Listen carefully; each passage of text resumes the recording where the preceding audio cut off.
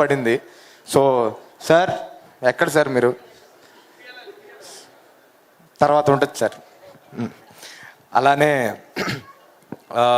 మా సినిమా ప్రొడ్యూసర్లు బన్నివాస్ గారు ఇంకా విద్యక్క చాలా చాలా పర్సనల్గా తీసుకొని చేసిన సినిమా అండి ఇది. చాలా ఎప్పుడు చూసినా వాసు గారు ఈ సినిమా గురించే మాట్లాడడం, ఎప్పుడు చూసినా మా సెట్కి వచ్చి ఆయనే కూర్చొని ఈ షాట్ ఇలా బాగుంటుంది అలా బాగుంటుంది అని చెప్పడం. దాంతోపాటు ఆయన యూజువల్గా ఎవరైనా ప్రొడ్యూసర్లు 1 గంట 2 గంటలు వచ్చేసి వెళ్ళిపోతారు. ఈయన అలా కాదు, పొద్దున్న నుంచి సాయంత్రం దాకా అక్కడే కూర్చునేవాళ్ళు. సార్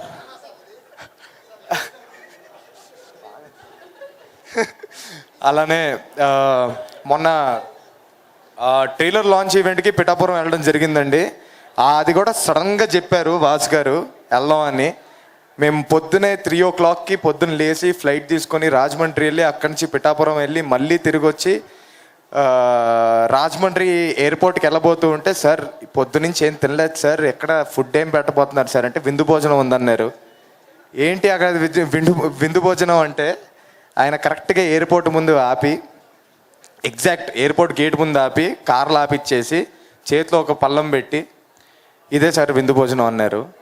ఆ తర్వాత సరే అని చెప్పి అక్కడి నుంచి ఫ్లైట్ ఎక్కేటప్పటికి మళ్ళీ ఇప్పుడు వెళ్ళిన వెంటనే మనకు షూట్ ఉందన్నారు. నేను ఏదో జోక్ చేశారు అనుకున్నాను, నిజంగానే షూట్ పెట్టారండి ఆ రోజు. నిజంగానే 6 o'clockకి షూట్ పెట్టారు. అది పొద్దున్న 6 దాకా షూట్.